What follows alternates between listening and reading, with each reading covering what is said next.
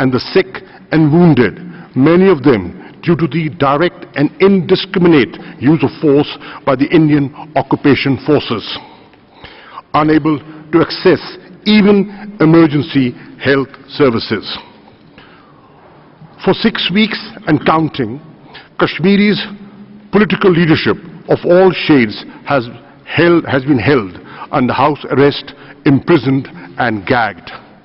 Over 6,000 people, political workers, activists, students and professionals have been arrested without due process of law.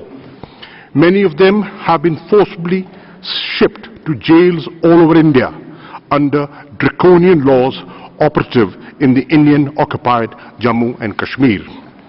Distinguished delegates, I'm not alone in drawing attention to India's outright brutality and blatant disrespect for human dignity. The world is speaking. Independent and renowned international media outlets, as well as neutral observers, are regularly reporting horrendous atrocities against the people of the Indian-occupied Jammu and Kashmir. The BBC on the 29th of August reported gruesome details of torture of Kashmiri youth by Indian occupation forces. The report quotes helpless victims as pleading, "Don't beat us, just shoot us." I've had this article distributed to all of you for your perusal. Similarly, The Independent on the 2nd of September reported horrific episodes of extreme brutality and humiliation of Kashmiris by Indian occupation forces who have shamelessly tortured people in public while stripping them naked. Another report notes that the victims of pellet guns that have been used with abandon by the Indian occupation forces for years and have blinded scores of innocent Kashmiris for life are now reluctant to go to hospitals for treatment due to fear of intimidation, arrest and detention of the Indian occupation forces. No, ladies and gentlemen, this is not a flashback to medieval times. This barbarism is happening today in the 21st century. Of course, I do not need to remind a Human Rights Council that all this represents clear breaches of multiple international human rights instruments that India is party to. This is the real story of the Indian-occupied Jammu and Kashmir and its people under subjugation that India is desperate to hide from the world. This is the true face of the so-called largest democracy of the world. This is the conduct of a country which aspires to be a permanent member of the United Nations Security Council. Mr. President, at the root of this mayhem is India's refusal to grant the people of Indian-occupied Jammu and Kashmir their right of self-determination.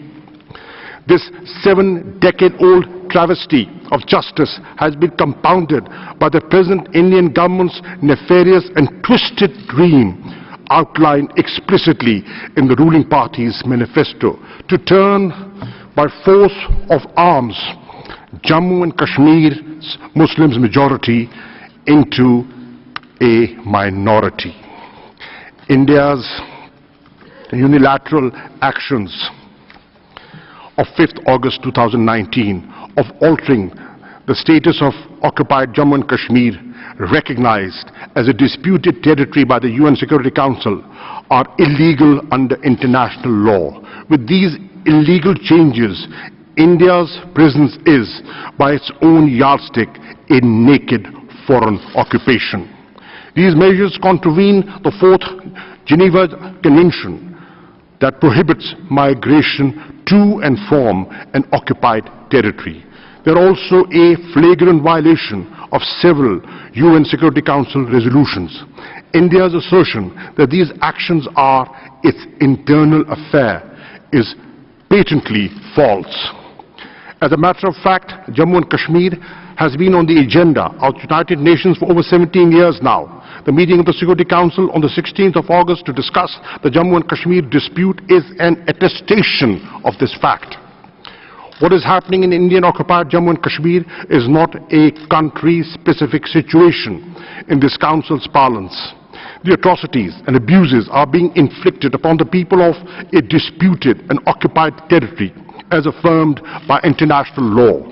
The situation in this occupied territory must therefore be of direct international concern. It is not and can never be an internal matter for India. Excellencies, the forlorn, traumatized towns, mountains, plains and valleys of Indian-occupied Jammu and Kashmir reverberate today, and with the grim reminders of Rwanda, Srebrenica and the Rohingya and the pogrom of Gujarat. The people of Indian-occupied Jammu and Kashmir are apprehending the worst. Some have said that Kashmir echoes with the silence of the graveyard. Others contend that it is a lull before a storm. I shudder to mention the word genocide here, but I must. With respect to the Genocide Convention, the Kashmiri people in the occupied territory as a national, ethnic, racial and religious group of people face grave threats to their lives, way of living and livelihoods from a murderous, misogynistic and xenophobic regime. One international civil society organization based in the United States has already issued a genocide alert, proclaiming that the situation in Indian-occupied Jammu and Kashmir has crossed the 10 stages of the genocidal process.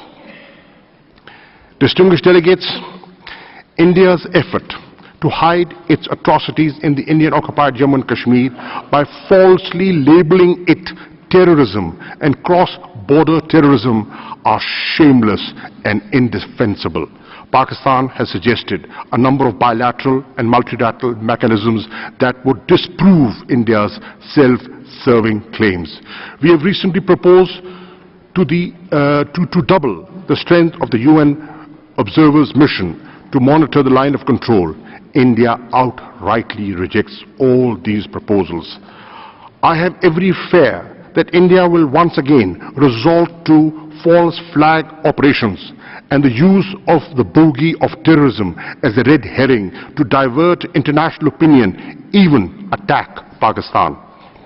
Another Indian ploy to deflect attention is its increasing violations of the 2003 ceasefire understanding on the line of control and regular and persistent targeting of civilians in Azad Jammu and Kashmir. India has used cluster munitions and heavy artillery in flagrant disregard of fundamental norms of international humanitarian law. This must end immediately. Mr. President, I have regularly sensitized the UN Security Council about the grave dangers to peace and security in nuclearized South Asia and beyond as a result of India's reckless posture and draconian measures. We have welcomed consultations by Security Council members on the unfolding developments. While the Security Council is seized of peace and security dimensions of the Jammu and Kashmir dispute, the Human Rights Council must pay far greater and immediate attention to the human rights of the people of the Indian-occupied Jammu and Kashmir. In doing so, the Human Rights Council has, for its consideration, the two Kashmir reports issued by the Office of the United Nations High Commissioner for Human Rights in June 2018 and July 2019. Both reports make a clear recommendation to this Council to constitute an independent commission of inquiry to investigate and report human rights violations in Jammu and Kashmir. I reiterate from this platform Pakistan's endorsement of the recommendations of these reports. We urge focused discussions on the two reports in the Human Rights Council and a unanimous decision by this House to implement their recommendations made to India, Pakistan, and foremost to the Human Rights Council.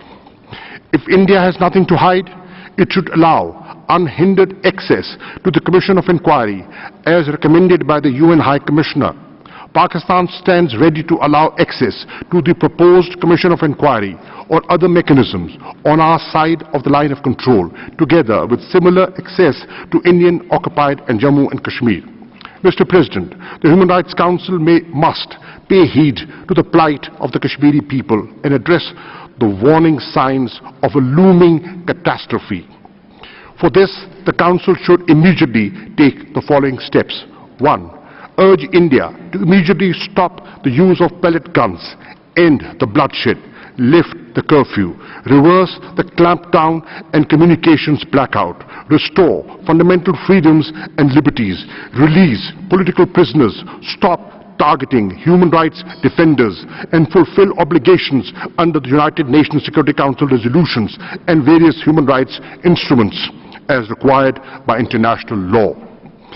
India's draconian emergency laws in occupied Jammu and Kashmir cannot be allowed to stand. 2. Take these steps to bring justice to the perpetrators of human rights violations of the innocent Kashmiri people, and in this context constitute a commission of inquiry as recommended by the Office of the UN High Commissioner for Human Rights. 3. Authorize the Office of the High Commissioner and the Human Rights Council special procedures mandate holders to monitor and report on India's human rights violations in Indian-occupied Jammu and Kashmir and regularly update this Council. And fourthly, call upon India to allow unhindered access to human rights organizations and international media to the Indian-occupied Jammu and Kashmir. Excellencies, today I have knocked on the doors of the Human Rights Council, the repository of the world's conscience on human rights, to seek justice and respect for the people of the Indian-occupied Jammu and Kashmir. At stake is our collective humanity, the principles that we all subscribe to, and what makes us human. We must not let political, commercial, and parochial considerations cloud and impair our thoughts and actions. We must not allow this august body to be embarrassed on the world stage.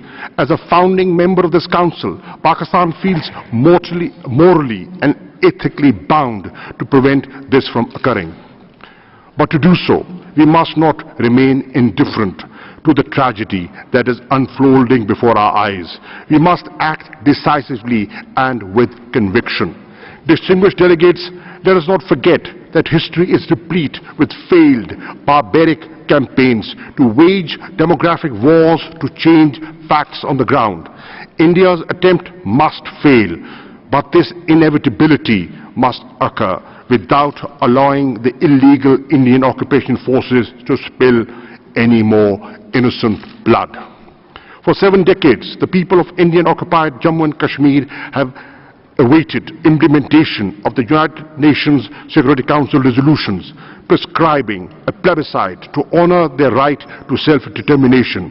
History would be a most unforgiving judge if we fail yet again the people of this illegally occupied territory in their moment of greatest peril. Mr. President, let the world not forget the disastrous legacy of appeasement and the great cost of it to Europe. Invite everyone here to join us as we rise for justice. I thank you, Mr. President.